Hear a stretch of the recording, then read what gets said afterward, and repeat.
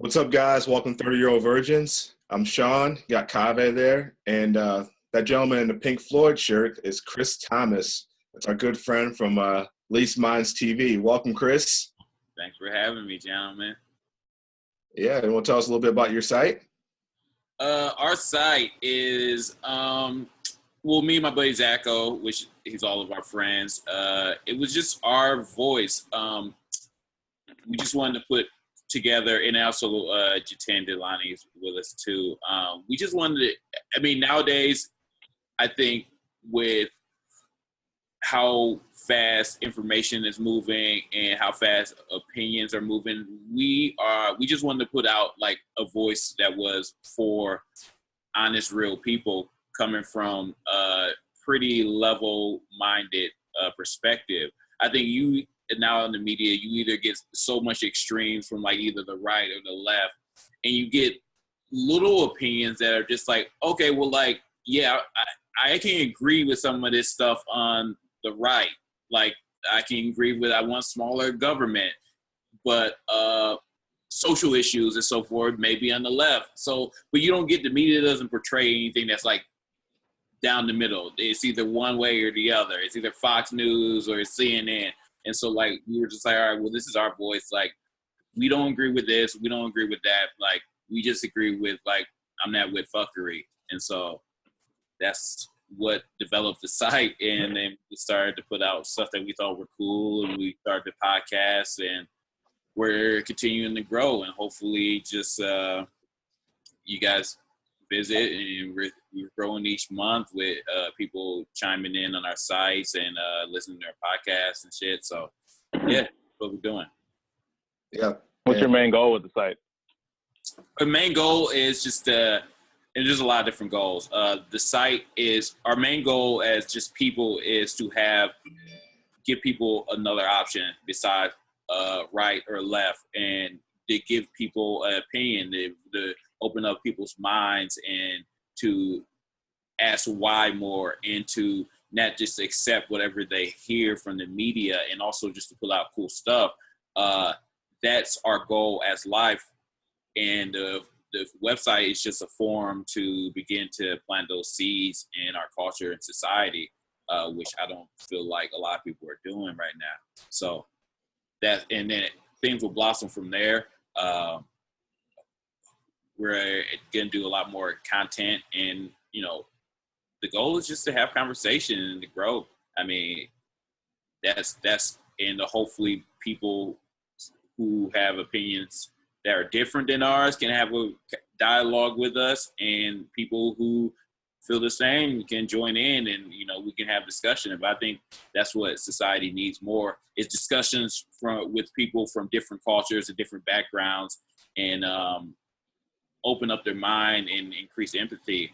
We're adding soon. I already have some backlog, but we're adding a feature called Living Novels, where we just interview people from different walks of society, different social economic backgrounds, and we just sit down, like, judgment free, ask them questions about their life, their journey, and get perspective. Because a lot of people base opinions on people's life based on what they see on the news or what they heard from one outlet, and they don't know shit about what a person has been through to get to whatever situation they're in, whether it's wealthy or whether it's just like struggling, whether it's like, you know, a single mom with 3 kids. Like, everyone casts some like opinion based on, but haven't had one conversation with that person. So that's what we're gonna do. We're just gonna open up minds, and that's why it's called Least Minds, because like what's holding onto your mind? What's grabbing your attention? What are you paying attention to? And no one asks, what am I paying attention to? Why am my belief system this way? Is it because I grew up this way? Is it because education leaning me towards this way? It's like, why? Why is your opinion that way? No one asks why. So people need to start asking why. Like, why do I feel this way? Why do I believe in God? Why am I Catholic? Why do I feel like homosexuality is wrong, if that's your opinion? Why do I think that black people are, you know, this way? Or why do I think white people are this way? No one asks why, and it's time to start asking why. Yeah, it's All right, definitely a good I get on scene. my soapbox now, but It's okay. you ask me It's all about something good. I'm passionate about, you're gonna get that. Exactly. And that's exactly the reason why your podcast is so entertaining, and also why we asked you to come on. Because Chris, he told me, hey, why don't you go ahead and look at this documentary called Minimalism? And I was like, well, what do you do all day? I mean, Chris, I'm like, I feel like he has all the time in the world. He watches, he has all the new music. He watches all the movies. He watches all these documentaries. Like, this is what single people do. I beat off a lot too. Wait, edit that out. This is one of our podcast. So, I actually did watch the documentary. It's on Netflix called Minimalism, and it actually really opened my mind to thinking. And I said, why don't we talk about this? Why don't we? Because obviously we're at 3 different walks of life. We're all the same age. I'm 32. I'm getting ready to have 2 kids. Kaveh, he lives in San Francisco. I'm in Ohio. Kaveh's in San Francisco, has a long-term girlfriend, live in. And Chris is in Rhode Island, and he is single. So we all saw this movie. It all affected us in just. That's right, ladies.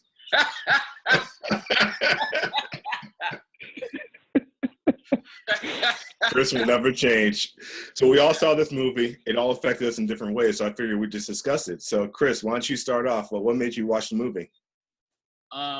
What made me watch the movie? I saw someone that I follow on Instagram posted up, and I have heard about it. It's been like on my Netflix like trending thing, and I was like, it didn't give me a real good description about it, but and then I saw someone posted on Instagram, and I was like, they kind of gave a brief overview of what was going on as far as like reducing your possessions and living like a leaner life.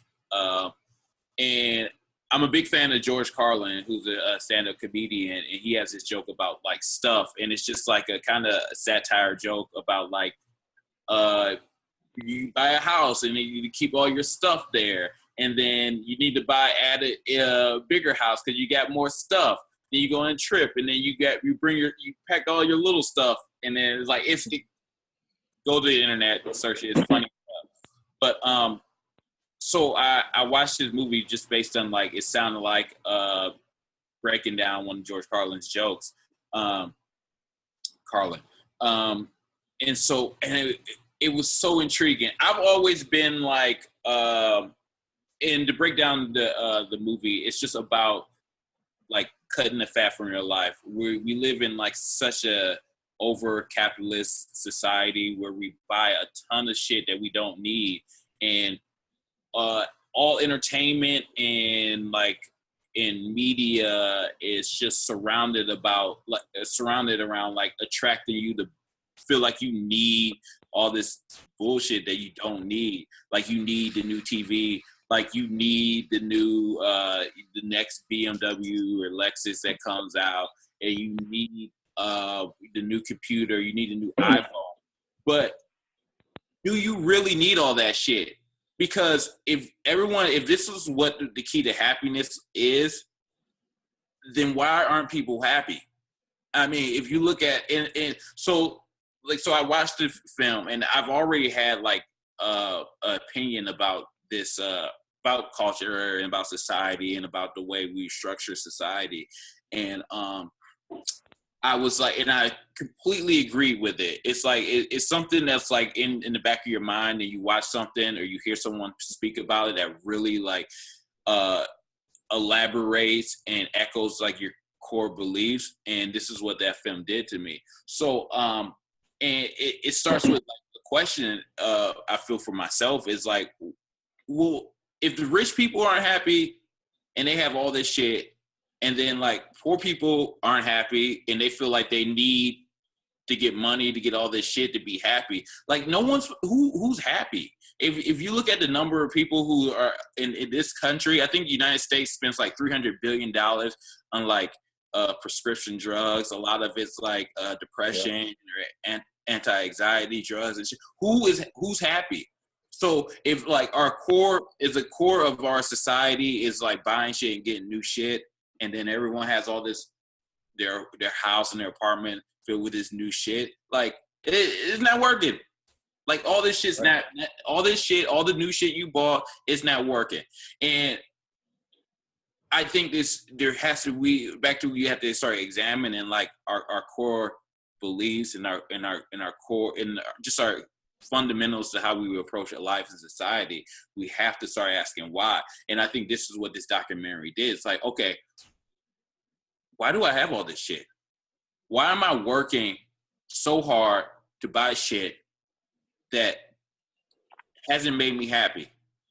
And then I think society is in this cycle to where like, okay, like you feel like, okay, once I get this house, this car, and this TV and shit, I'm gonna be happy. So you work so hard, you spend a large portion of your life grabbing all these different things, and then you get this shit and you're not fucking happy. So now what? Now, oh, well, I must not have enough because this is not making me happy. So I need to get more. I need to get the bigger house. I need to get then you do it again and you're still not happy. So obviously the equation's wrong. All this shit is not going to make you happy. Mm-hmm. And what is going to make you happy? Maybe reducing all the shit that you have and working less and spending more time with your friends and your family and giving back more. So instead of fucking like adding overtime on top of overtime so you can get that new promotion, to get that new car, like fuck that shit. Spend time with your family and your friends and shit and embrace the things that matter in life instead of buying all this stupid shit. It seems like it seems like something that sense. It makes sense. Like are we getting shit wrong right now in society? I think so, because it has to be. If we're not getting shit wrong as a society and as a culture and the things that we worship and praise, then why is no one happy? Why is Americans on so many drugs, on so many antidepressants, overworked, over drinking as soon as they get off work so they can like forget shit? Like people aren't happy, and maybe because we're valuing the wrong shit. What do you think, Kav? I think a lot of people are unhappy because they don't follow their passion. I think they do things because they feel that society has molded them to do that. I don't necessarily agree with that. I like to buy things, and I don't think that, it doesn't necessarily make me happier in the long run that I have these things. But if I want them, I feel like I should be able to go get them because I do work hard and I do spend time, and I made career moves to get me to this position where I can buy the Jordans that I wanted when I was in 6th grade and my parents couldn't afford. That doesn't necessarily mean I'm filling a void, right? Like happiness to me doesn't come from materialistic things. Huh? You just said that my parents couldn't buy this when I was young. So now that I work hard, I buy that. That's a void that you're buying something that you missed in your childhood. So I'm just saying I wanted it. It didn't necessarily make me happier. I just bought it. Yeah. Like, because I can. Like, what am I going to do with if I make $10 million in my career and I live in a shoebox and I have 3 belongings? Is that going to make me happy? No, I think you're looking at it the wrong way. And it's not against, and the documentary, nor my opinion, is based on like saying don't get shit and like live like a potter. It is examining with more scrutiny what you're buying and why you're buying it, and what's the cost of that. And so like the first time I really examined the ideals that were portrayed in this was in this film was like when I went to college. And like when I was in high school, I was like super into like name brand shit, and then I was super into like the latest fashion, the latest gear and shit like that, which I still like to keep up with like trends and shit.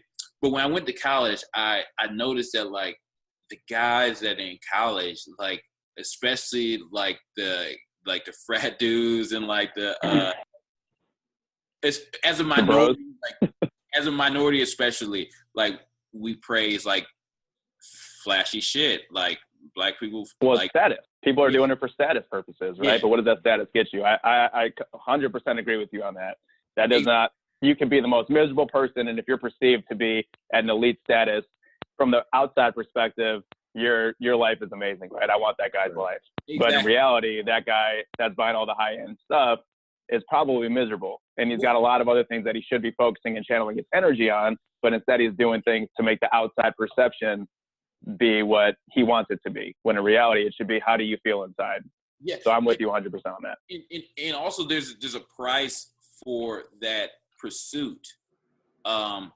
Well, to finish off my thought, it's like, and then I went to college and I saw like the guys who, like the regular guys that weren't buying shit. They were wearing like old fucking starter jersey and like the same khaki shorts. They were still like getting girls, and I was like, I'm wasted, and I wasn't getting shit. I was in the dry spell, and I'm like buying all this new stuff, and I'm like, what? Like this new shit isn't doing it. Like it's not Chris, like I'm not getting any stuff. Remember like, my style in college? Yeah. I can care less about what I'm wearing. Well, that's where I shifted to. I'm like, dude, like I'm not like I'm gonna go to the thrift store. I'm gonna get my t-shirts there and allow them to fit better. And like they're old, they're trendy. They're not like I'm wearing an old like Pink Floyd shirt. And I get more compliments on this old Pink Floyd shirt that I wore yesterday too. Like then I get anything that I buy that I bought name brand, because it's just certain things don't get old. Certain things are just Pink Floyd's will always be cool. Like, and so Pink Floyd is timeless stuff. You can never go wrong with Pink Floyd shirts.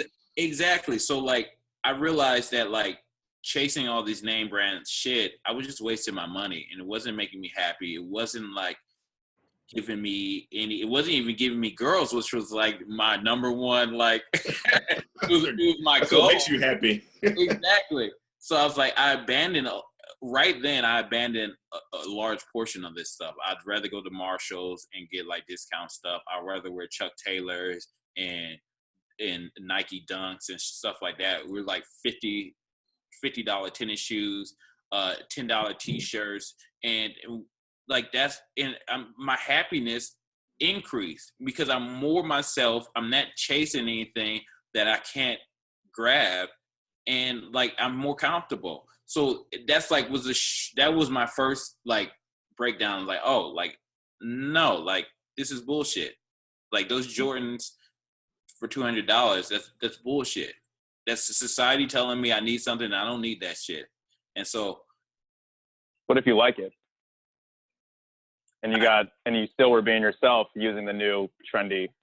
Like if I went and got a Louis Vuitton t-shirt for some reason that I felt like that was me and the t-shirt fits well, would it give me the same satisfaction as it would if I got a $3 t-shirt from Marshall's?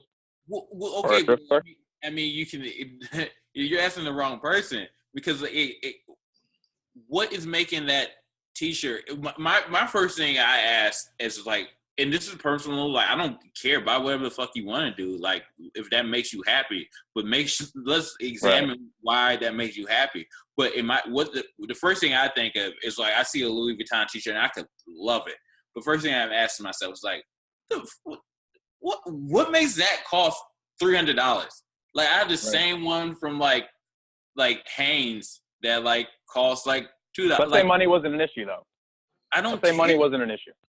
If you give me $1 billion today, I'm going to still wear Pink Floyd t-shirts. I'm still gonna wear Chuck Taylor. I'm not gonna buy a Ferrari. Like if I buy a Ferrari now, I'm like, you buy a 2017 Ferrari, and then like, oh, you got a nice new Ferrari, but in 2 years, 3 years, oh, that old ass Ferrari.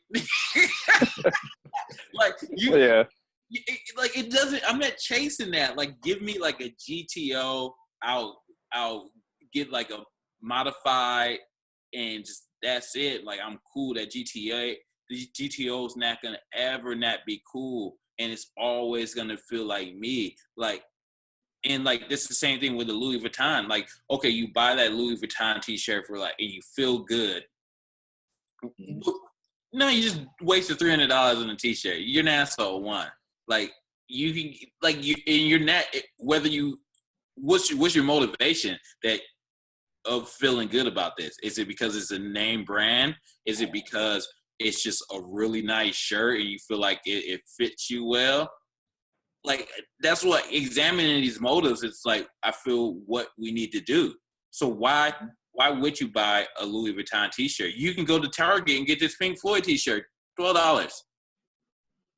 I've never seen a Louis Vuitton t-shirt that is like any difference in like I don't care. Like, I look at this documentary totally differently. Like, I think it's really interesting what you're saying. That's why I'm asking.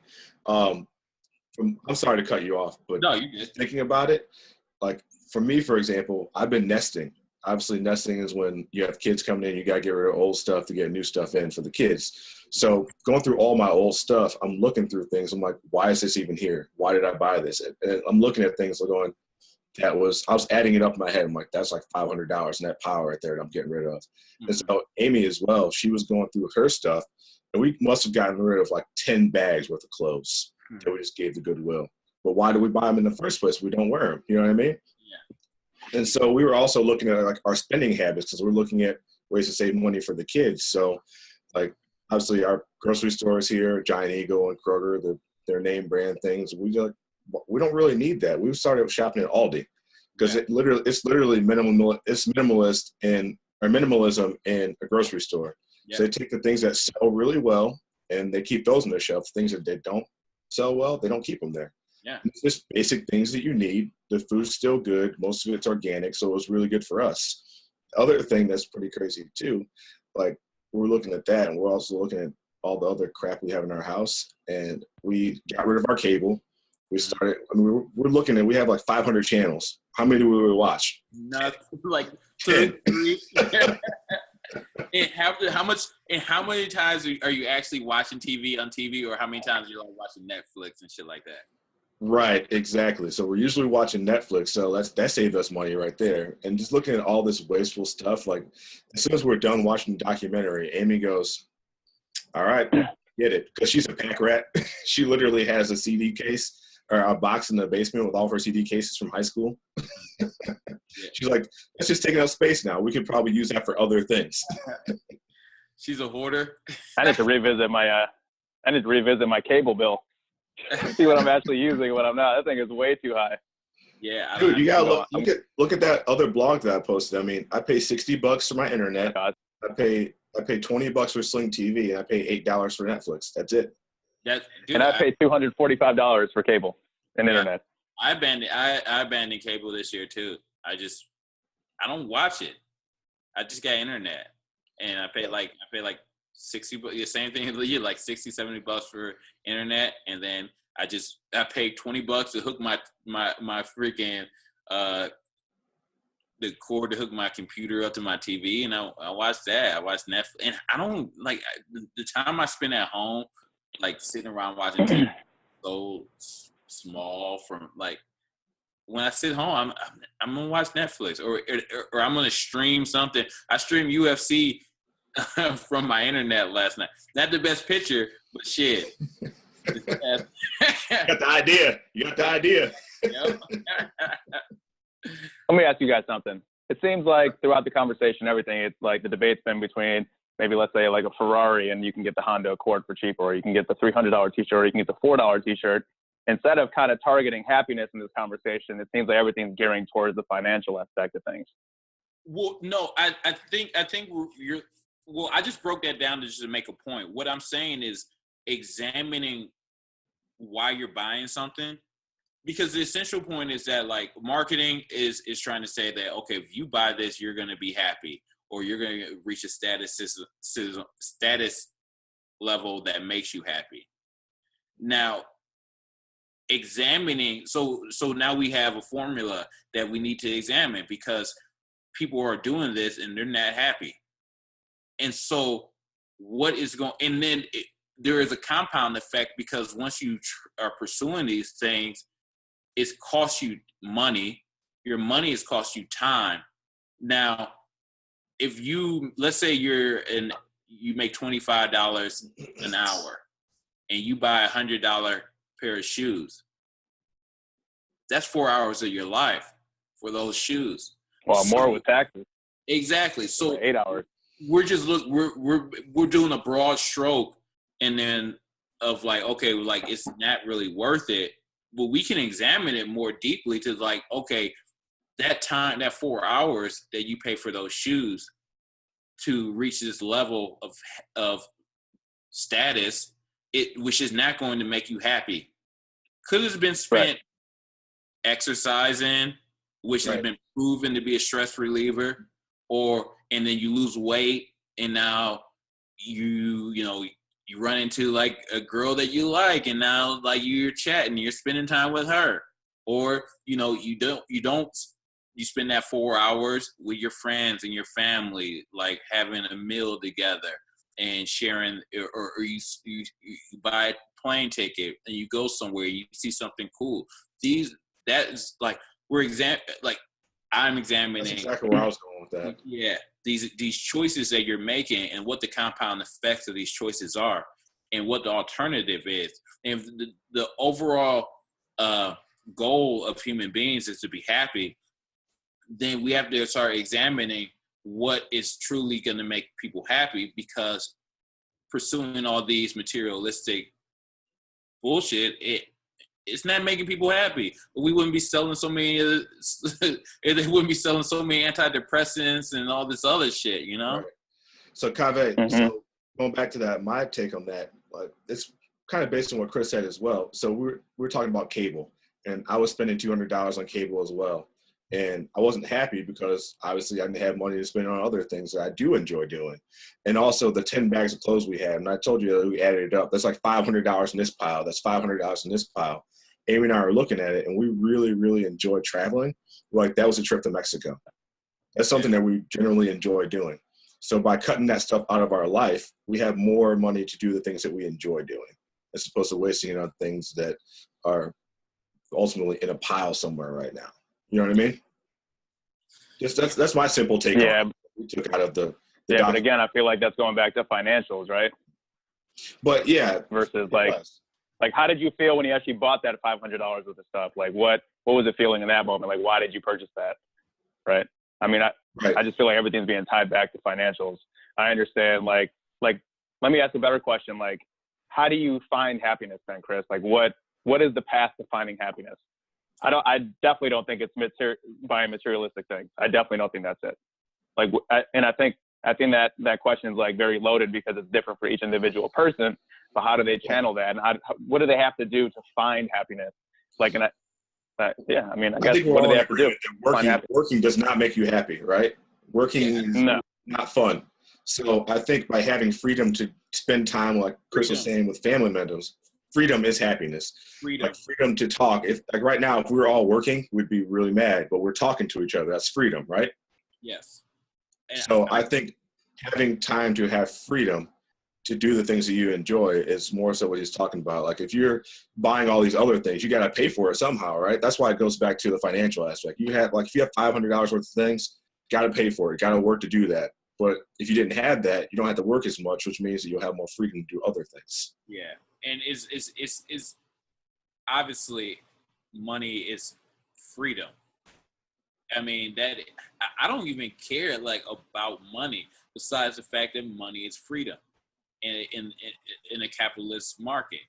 So the more money you make, it seems like the more freedom you have, unless you're taking the money you make and dumping in a bunch of other bullshit, and you're chasing this shit. Then you're not free. Then you're chasing whatever you're chasing. Kind of in jail. Is that prison? Society's jail. Yeah, it is. Which in a capitalist market, that they want you to spend fucking money. Like, it makes sense. Buy this shit, and see how many times this dollar flips through the market. And it's not the equation. I mean, it's not about financial, because even if it is, like, let's say you have millions of dollars and you can afford look at like an Eminem or a Kanye and shit like that. Like, why are they having these breakdowns? They have so much money, but do they have freedom? And No, they've accomplished their dreams, and even M has said it a number of times. It has become almost a prison because he just wants to go to the mall. He just wants to take his daughter out and not be harassed. So he has a bunch of money, and but it did not provide him the freedom that he's almost bound by a different level of prison because this success and this has trapped him where he just wants the simple things. Now that he has all this money, he just wants the simple things. And I think we can start exam. And even if you guys another documentary that I watched and I'll recommend is and a lot of people have a bunch of different opinions on Anthony Robbins, the motivational speaker, but he did his Netflix special was called Not Your Guru, and really just examined his whole setup and people and motives. And I think it's all about just examining your motive. And if you're pursuing just happiness and freedom, do you think you're going to get there by becoming the partner at your firm, and now you have to work fucking 70 hours a week in order to make? I'm do I want that? Is that what I want?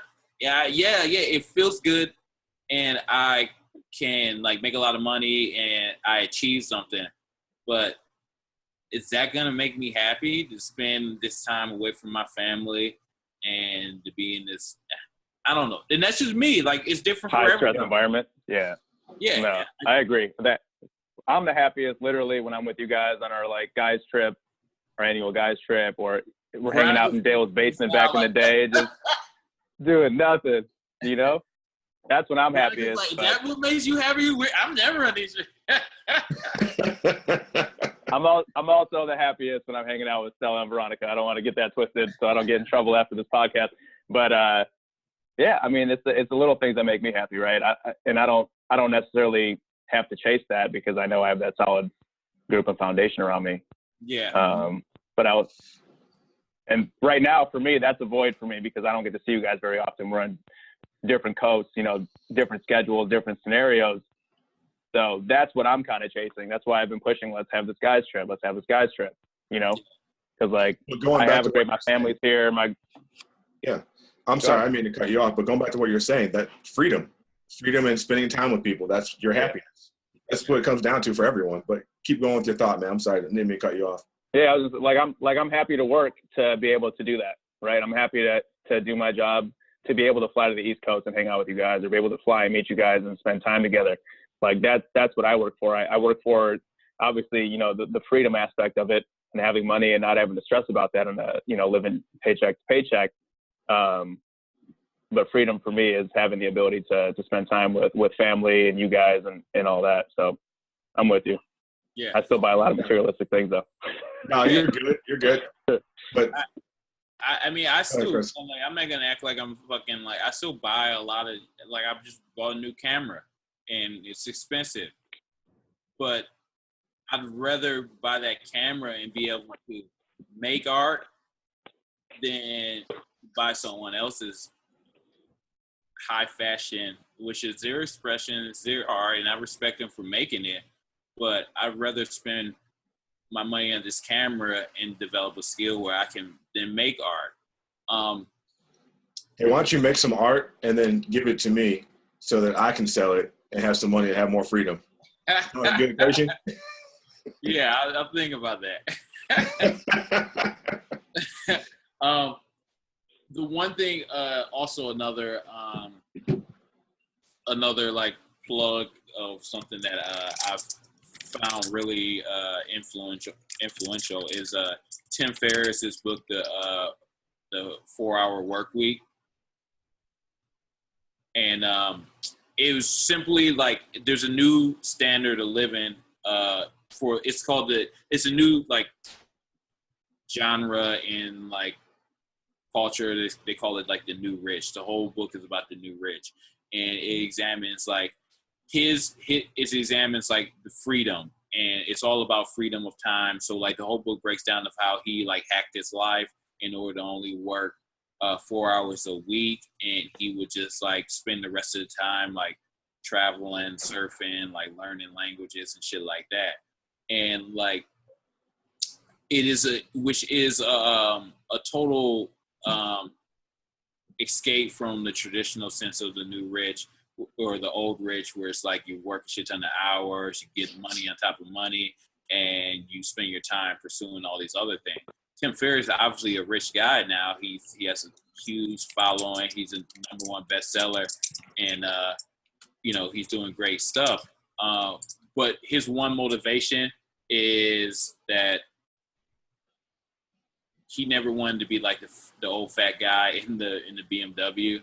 He was like, so him and his partner had that plan. And so like whenever they start like working too much or start like investing in the wrong like ideals, their time in the wrong stuff, he was like, don't become like the old fat guy in the red BMW. Like, so. I like that. Yeah, it's like the midlife crisis. But yeah, man, that's how I feel about everything. Good. All right, guys. Well, I definitely appreciate you jumping on, Chris. Thank you. Once again, that's Chris Thomas from Lease Minds TV. LeaseMind.tv. .tv. I apologize. So I think we had a great discussion. Obviously, different opinions and viewpoints based on where we are in life. But I think it was definitely a productive conversation. Ultimately, keep it at a minimum. Thanks, guys. We'll see you soon. Peace. Make sure you guys check out that documentary. It's called Minimalism. At Only Chris Allen on Instagram and Twitter. Holla at me. Yeah, he's single, ladies. DM, ladies. Watch out.